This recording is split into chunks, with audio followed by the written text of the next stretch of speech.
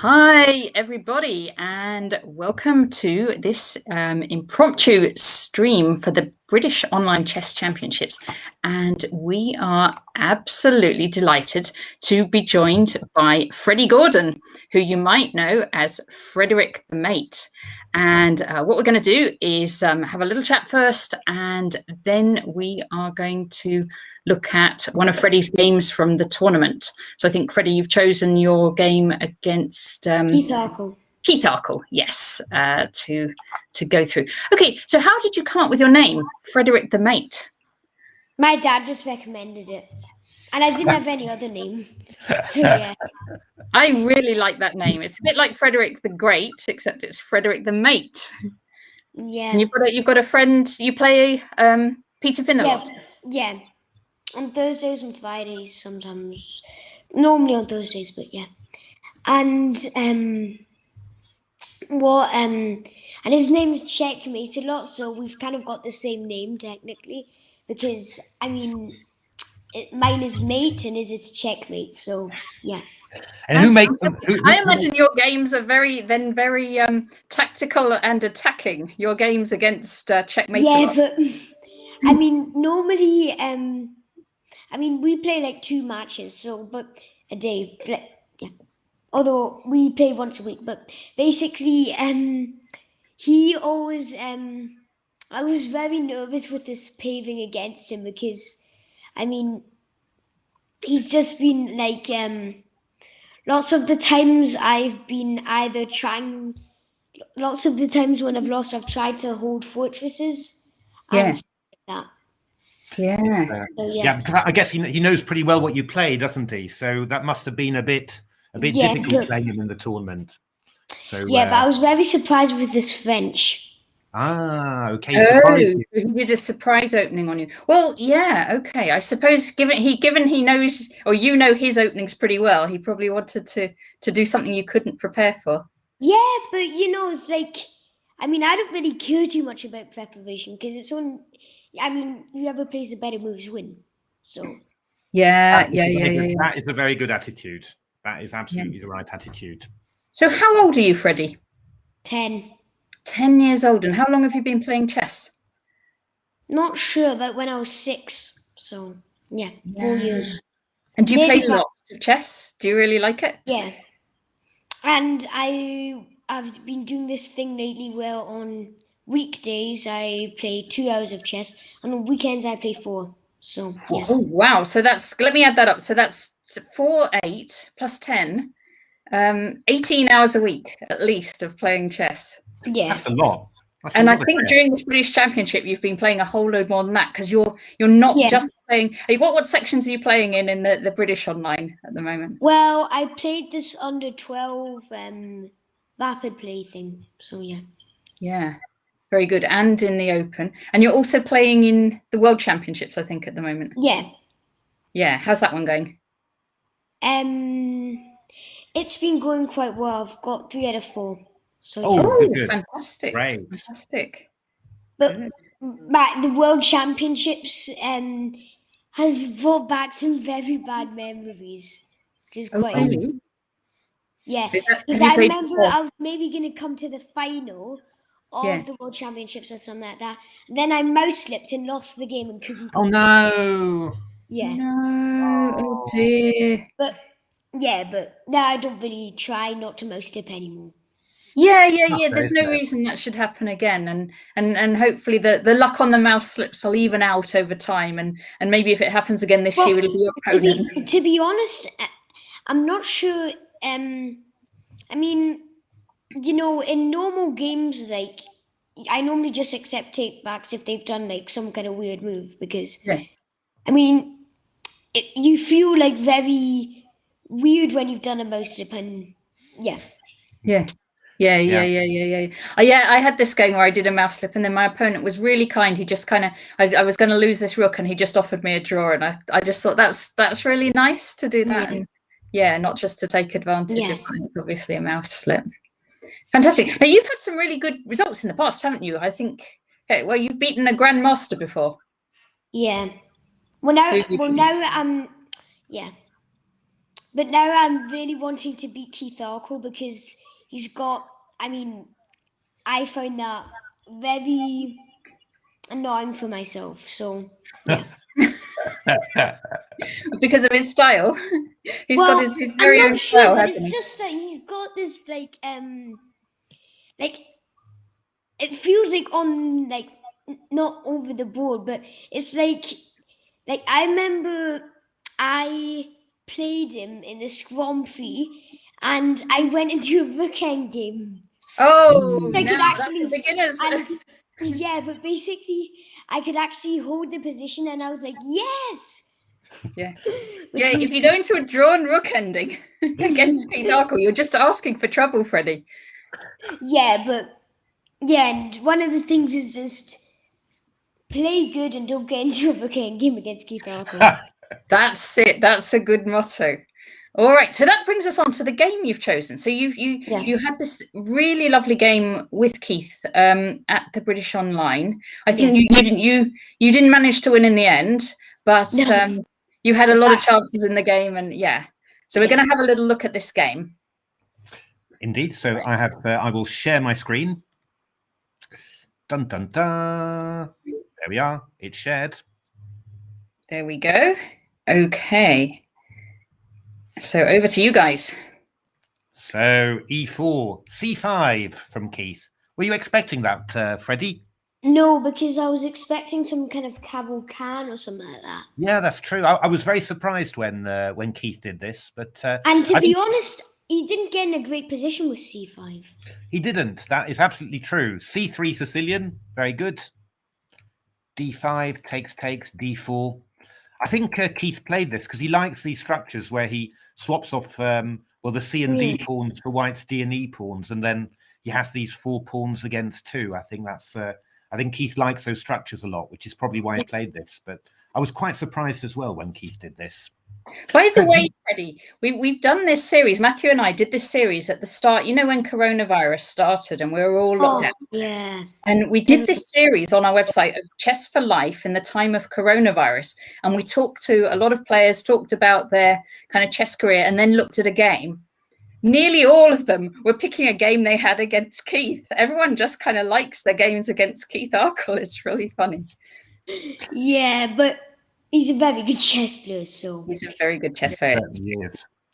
So did you know this, Freddie? Did you know this opening well? Have you had games with this before? Well, not really, but I've learned the lines, so. Oh, right. Okay. Fantastic. But I'm normally I'm like, I can, with me in these positions, it's always it's never a draw in these types of positions. It's always like, I either win in this position or lose. So, yeah.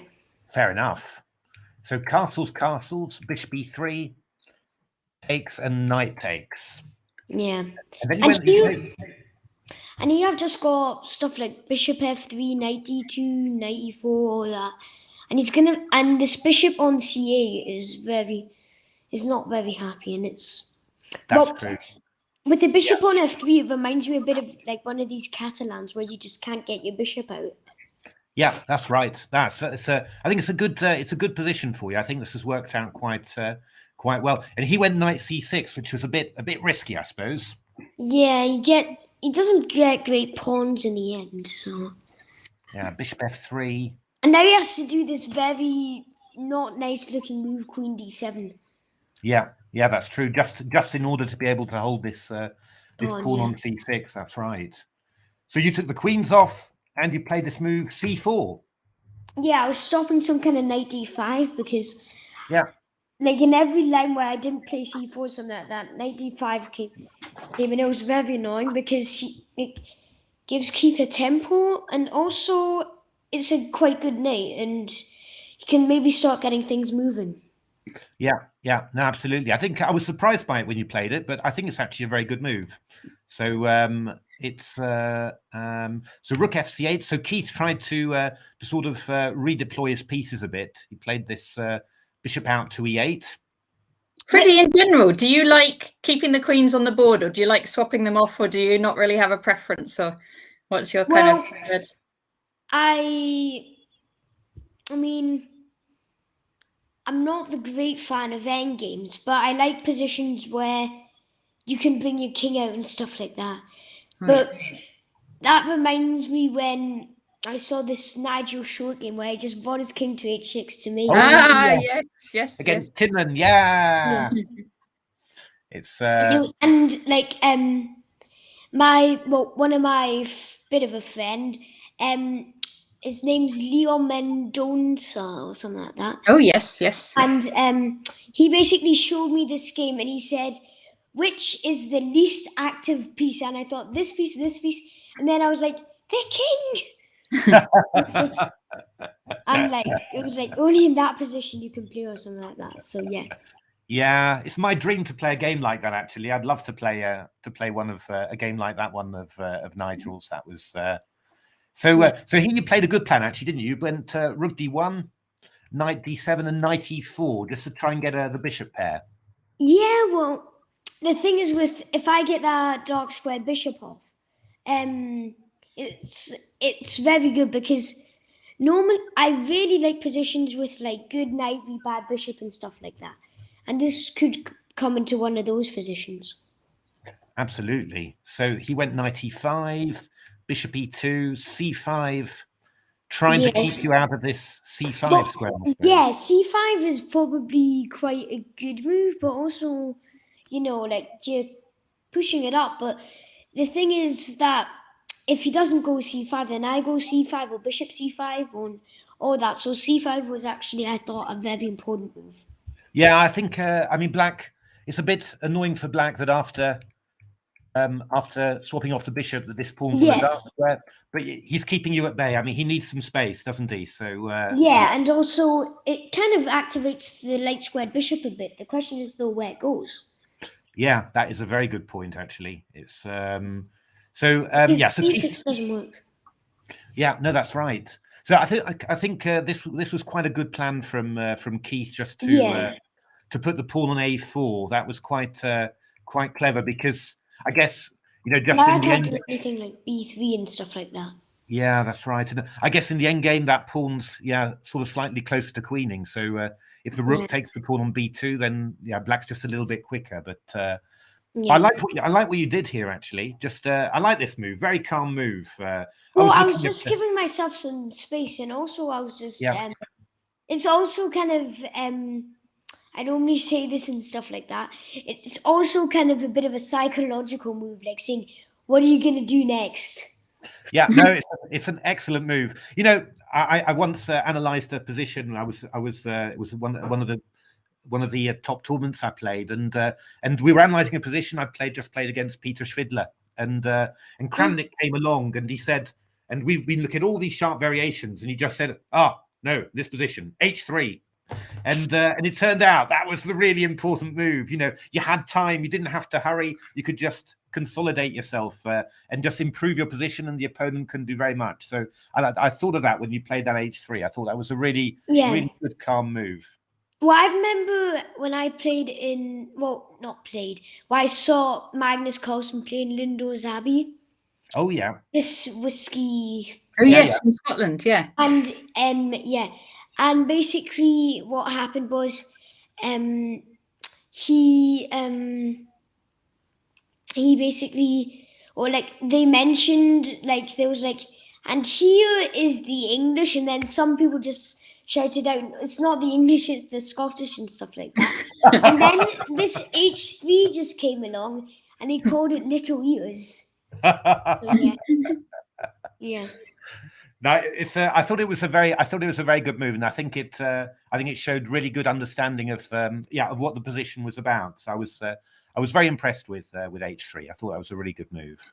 So rook b7, then Keith had to try and do something, but he went rook d8, and then I thought this was very nice too. This bishop f4. Yeah, but I analyzed this with the computer, and it says bishop f4 is an inaccuracy or something. No. It's like, how can this be an inaccuracy? You're getting your opponent doubled pawns, plus, the knight's pinned. Yeah, that's an accuracy. What does the computer want? I'm not sure. I think it wanted something like f4. Yeah, maybe F4 was possible as well, but I don't know. I mean, you know, with all these, you know, sometimes you know what's good for a computer isn't always good for a human, and I'm sure that Keith, I think you probably depressed Keith a little bit by giving him these horrific pawns, because Keith liked his Keith liked having a nice, good structure, you know, and I'm sure Keith wasn't happy to see his pawns looking quite like that. I mean, I don't think anybody is, but no, it's true. I mean, yeah, but the thing is with these pawns, they're actually quite hard to attack with his rook on d8 because it's not really doing much. Because it's basically being attacked. That means that rook can't really move off the d file. So then one of my coaches suggested that I should just go something like bishop g4, king f1, king e2, king e3, king e4. That's not a bad idea, actually. So just to play king f1 here, in actual fact, and then just move your king into the center. That's a pretty sensible idea too. Yeah. Although I do have to say, I did like what you did. I thought what you did was quite was not bad at all, to be honest. I'm saying that because it's what I was shouting out during the stream. So. Yeah, but I just missed this e4 after f4 at some point. So. Okay, yeah, that's. But I think, yeah, I don't know whether I thought you were still doing quite well after that. It's so rook e2, king f6, rook e3. Yeah, this is probably not the greatest of moves because, I mean, the rook's doing well defending on b2. And that reminds me of something that my coach told me to do. It's called the three rules, not wolves. Where one is where are the weaknesses? Yeah. The second one is what's my opponent's idea? Yeah. And the third question is where's my rook's piece and how can I improve it? And that comes back to the king. Yeah. It's yeah. I mean, it's yeah. I mean, bringing the king in would have been interesting, but I didn't think that what you did was bad, to be honest. I thought it was. I think the thing about it was it was very sharp. So you're sort of upping the risks, basically. You know, that was Freddie, who is your coach?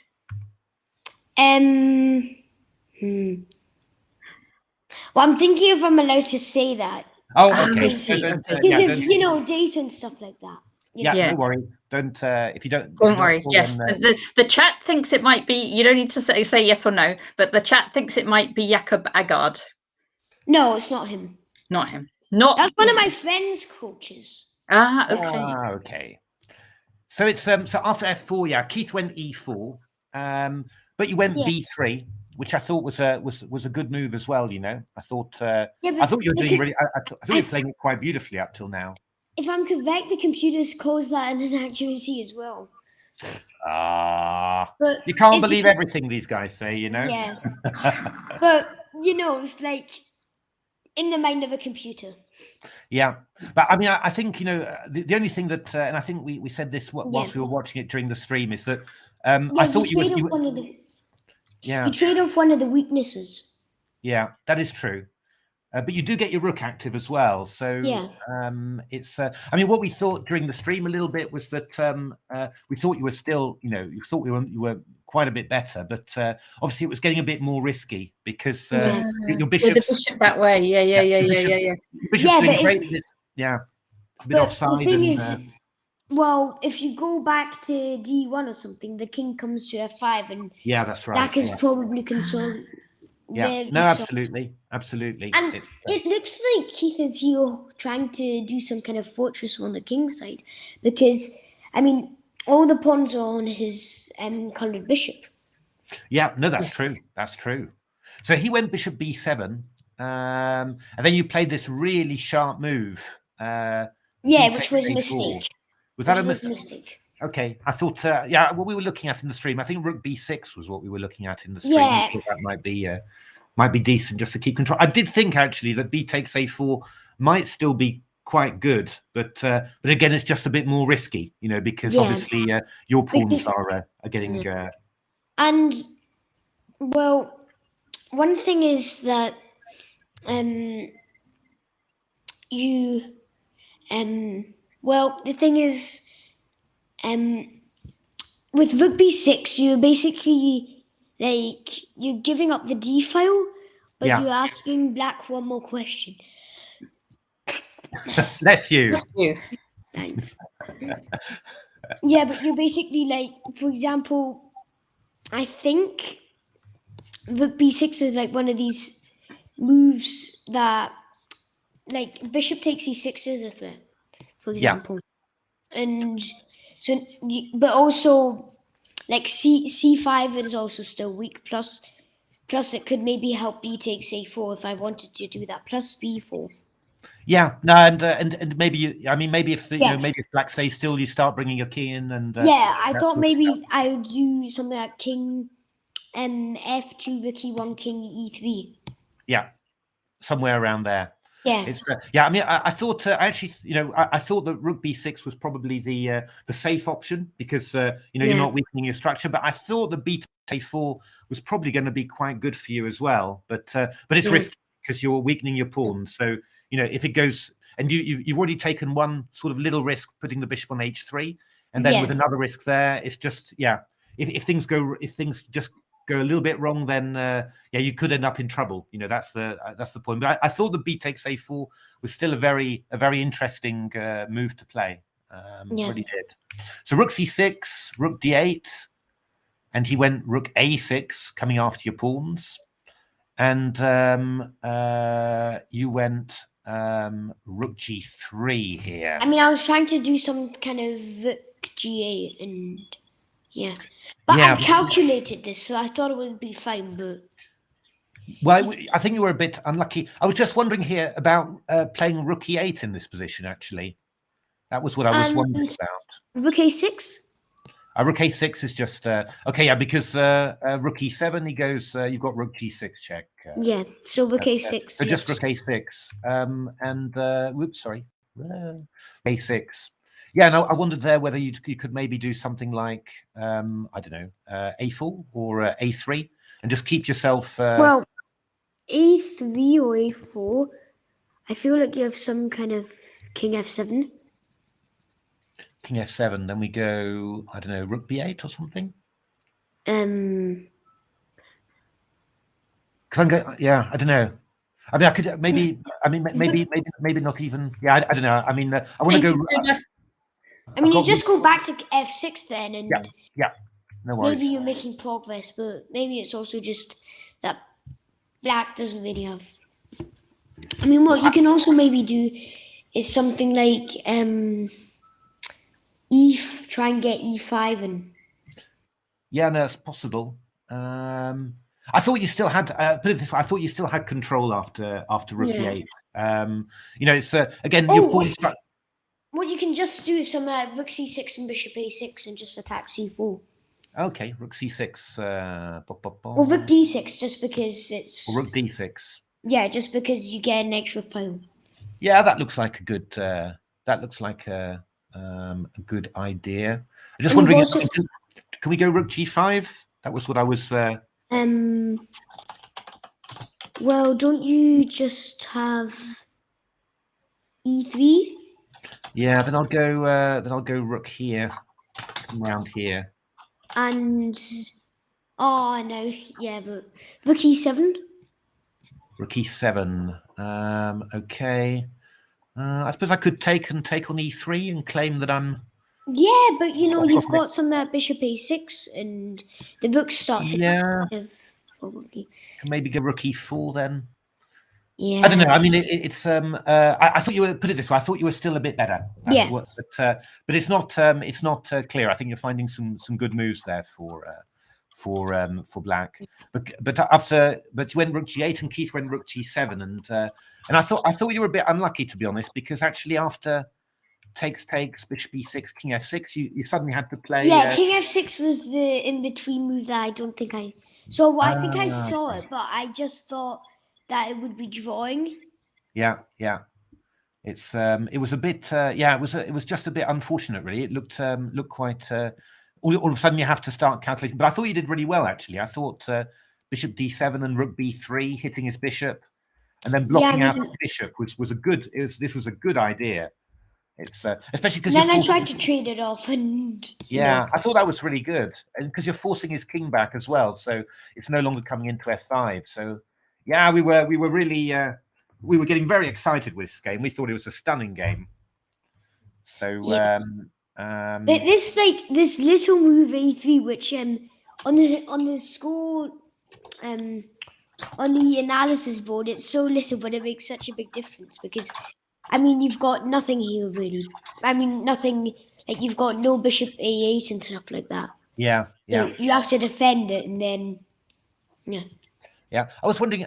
I was thinking maybe bishop d5 was possible, just to have rook e6, but I don't know whether that's true or not.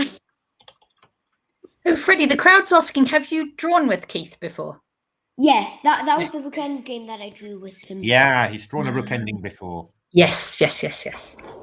So, but okay. I mean, after e3, you went king f1, which was, perfectly good. But then king e1, I feel like that was a mistake. Do you think so? Well, king g1 is probably just play it safe. All right. Is that really? Well, rook f4. What if I go? Can I just go with something like rook c2 or? Rook f4 is probably better because then you have e2 still. No, I didn't have e2. I don't have e2, do I? I go here. E2. Rook b1. Ah, yeah. So I don't know. Maybe you go. I thought maybe after king. Yeah, maybe you just go rook c2. But... Yeah, and he's still threatening rook c1, but he's also on your your c pawn as well. So I don't know. I thought king e1. I thought you were doing it. You were doing it great here, really. I mean, I really did. I thought rook c5, and then king f6. And I suppose this was starting to get a little bit the this was going a bit the. This gets a bit crucial. I think what you did was still fine. I think. I think this was really still all good. King e2. He played rook check. Yeah, and he was the mistake that I did probably. Yeah. I mean, the computer says it's still a draw, but yeah. I mean, rook c6 I think is just better. Yeah, rook c6 is just drawing. I think. I mean, it's quite nice that he can't come round. Round here, and otherwise you just keep on checking him, and if he tries to hide, then you can just come round to here or something, and cover. And this should actually be better for me. Actually, yeah, you're actually a little bit better if he's taking these risks. Then you're going to be a little bit better. It's true. Although probably this is actually this winning for me? I think it is. I don't think so. Well, I probably go g5, don't I? And then I'm probably getting out of this, I guess.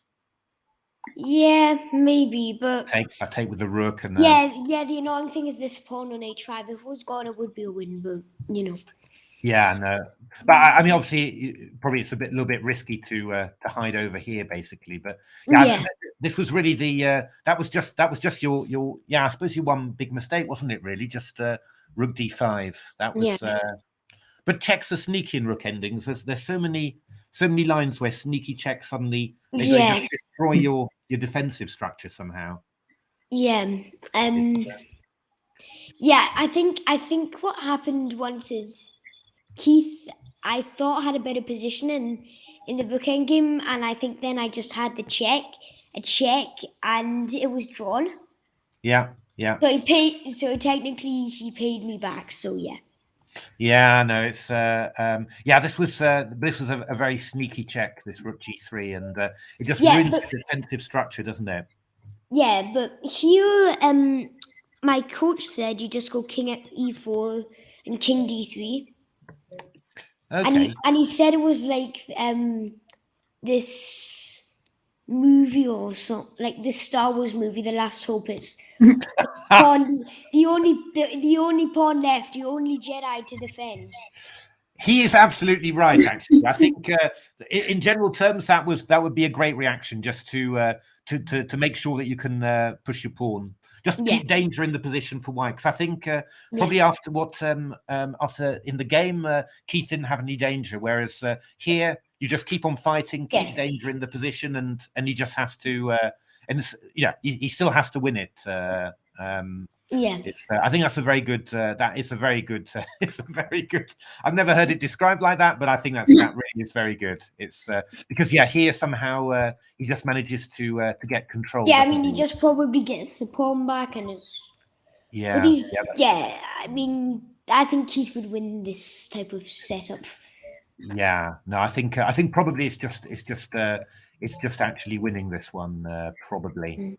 I mean, Rook C4 here, and now, C6 was the big blunder. It was still draw, apparently. But it's still drawn, actually. Could you? Yeah, the computer said some kind of big 50 move down or something like that.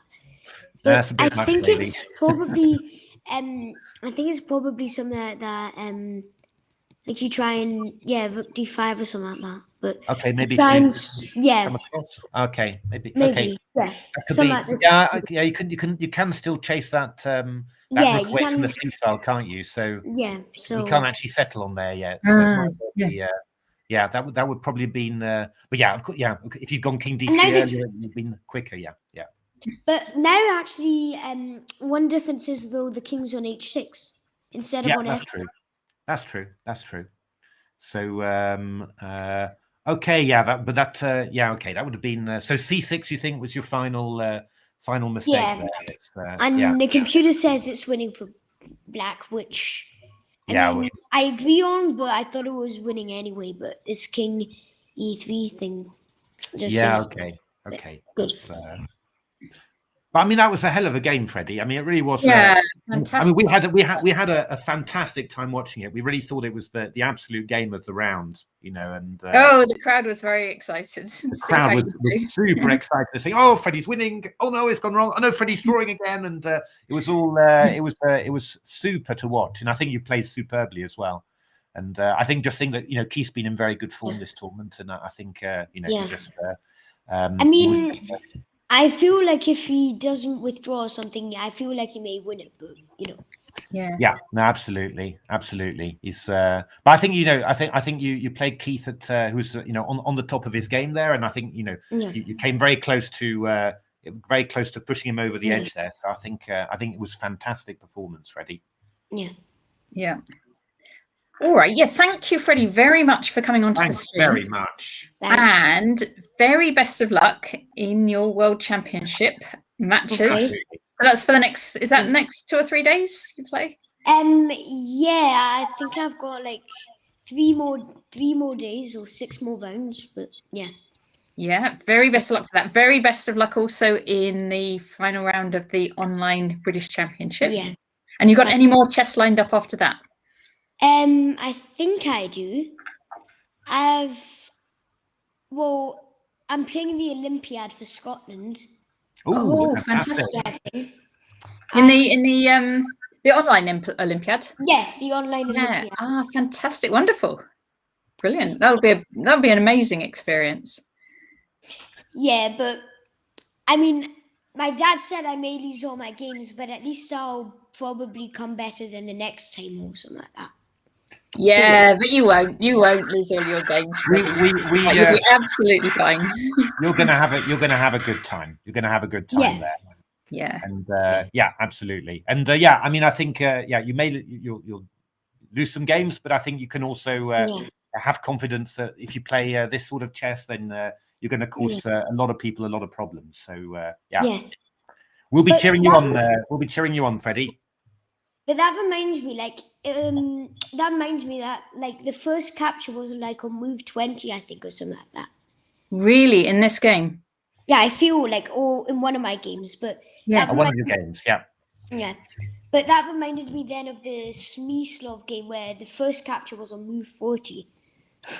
Oh, so that's a new target to go more moves than Smyslov. Yeah. And then that reminds me of the castling thing that you said with AlphaZero or something like castling on move 58 or something like that. Oh yeah, that was this week in the recent World Championships. There was casting. It was move 59. Leela0 casting move 59. That's right. Incredible. Yeah. So you've got to not move beast for 43 and then castle on move 60. Yeah, And then play a Nigel Short King March as well. That's I'm still waiting to do that in one of my games. That's one of my goals. Yeah. Brilliant. Okay, thanks ever so much, Freddie. And we're going to be following your progress with a lot of interest and cheering you on. And yeah, really lovely to go through the game with you. So good luck in the rest of your games.